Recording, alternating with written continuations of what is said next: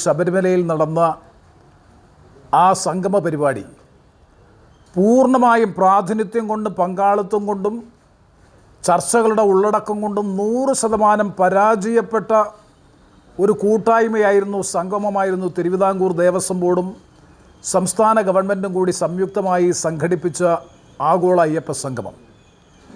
തത്സമയ സംപ്രേക്ഷണത്തിലൂടെ തന്നെ പങ്കാളിത്തത്തിലെ കുറവ് മാധ്യമങ്ങൾ, ദൃശ്യമാധ്യമങ്ങൾ പൊതുസമൂഹത്തിന് മുന്നിൽ തുറന്നു കാണിച്ചിട്ടും CPMൻ്റെ സംസ്ഥാന സെക്രട്ടറി ആഗോള വിജയമാണ് ആഗോള അയ്യപ്പ സംഗമം എന്നാണ് ഇന്ന് രാവിലെ പ്രതികരിച്ചത്. അപ്പോൾ കല്ലുവച്ച പച്ച നുണ പറയുന്നതിൽ ഒരു ഉളുപ്പുമില്ലാത്തൊരു പാർട്ടി നേതൃത്വവുമായി CPM മാറി. കാരണം കഴിഞ്ഞ ദിവസത്തെ മുഴുവൻ മാധ്യമങ്ങളും, ദൃശ്യമാധ്യമങ്ങൾ മുഴുവൻ വിവിധ സെഷനുകൾ നടന്ന ഹാളുകളിൽ നേരിട്ട് പോയി തത്സമയ സംപ്രേക്ഷണം നടത്തിയത് ലോകം മുഴുവൻ കണ്ടതാണ്. കാലിയായ കസേരകളുടെ സാന്നിധ്യത്തിൽ ചർച്ചകൾ നടക്കുന്നു.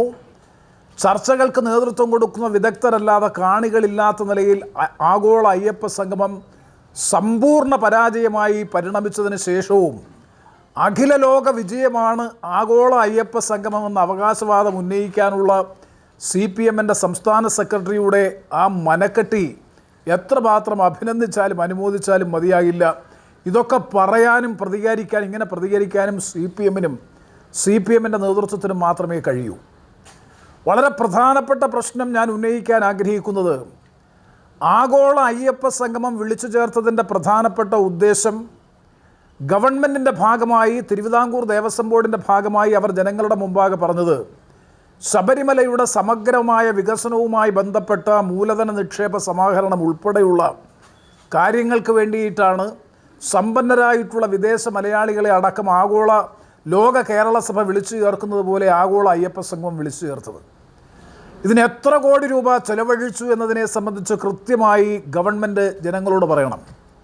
അതോടൊപ്പം തന്നെ എത്ര നിക്ഷേപ നിർദ്ദേശങ്ങൾ ഇതിൻ്റെ ഭാഗമായി, ഈ സംഗമത്തിൻ്റെ ഭാഗമായി ശബരിമല സങ്കേതത്തിൻ്റെ വികസനത്തിനും പുരോഗതിക്കും വേണ്ടി എത്ര ഇൻവെസ്റ്റ്മെൻറ്റ് പ്രപ്പോസൽസ് സംസ്ഥാന ഗവൺമെൻറ്റിന് അല്ലെങ്കിൽ തിരുവിതാംകൂർ ദേവസ്വം ബോർഡ് ലഭിച്ചു എന്നുള്ള കൃത്യമായ കണക്ക് കൂടി ജനങ്ങളെ അറിയിക്കാൻ, വിശ്വാസ സമൂഹത്തെ അറിയിക്കാൻ ഗവൺമെൻറ്റും തിരുവിതാംകൂർ ദേവസ്വം ബോർഡും ബാധ്യസ്ഥമാണ്. തുടക്കത്തിൽ ഗവൺമെൻറ് അവകാശപ്പെട്ടത് ഗവൺമെൻറ് അല്ല സംഘടിപ്പിക്കുന്നത്, തിരുവിതാംകൂർ ദേവസ്വം ബോർഡാണ് ഇത് സംഘടിപ്പിക്കുന്നത് എന്ന അവകാശവാദം ഉന്നയിച്ചെങ്കിൽ പോലും ഞാനടക്കമുള്ള ഞങ്ങളെ പാർലമെൻറ്റ് അംഗങ്ങളെ മുഴുവൻ ക്ഷണിച്ചത് ബഹുമാനപ്പെട്ട ദേവസ്വം മന്ത്രിയെ സംസ്ഥാന ഗവൺമെൻറ്റിന് വേണ്ടി ദേവസ്വം മന്ത്രി ഒപ്പുവെച്ച കത്ത് മുഖാന്തരമാണ് പാർലമെൻറ്റ് അംഗങ്ങളായ ഞങ്ങളെ മുഴുവൻ ക്ഷണിച്ചത്.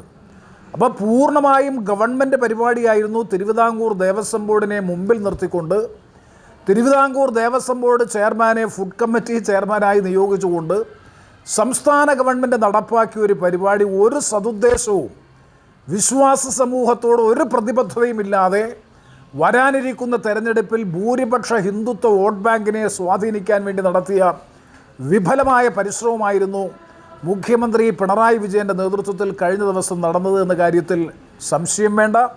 കേരളത്തിലെ അയ്യപ്പ ഭക്തരായിട്ടുള്ള വിശ്വാസ സമൂഹം പൂർണ്ണമായും അയ്യപ്പ സംഗമത്തെ നിരാകരിച്ചു, അതിനോടുള്ള വിയോജിപ്പ് പ്രകടിപ്പിച്ചു എന്നുള്ളതാണ് കഴിഞ്ഞ ദിവസത്തെ അനുഭവത്തിൽ നിന്ന് നമുക്ക് മനസ്സിലാക്കാൻ കഴിയുന്നത്.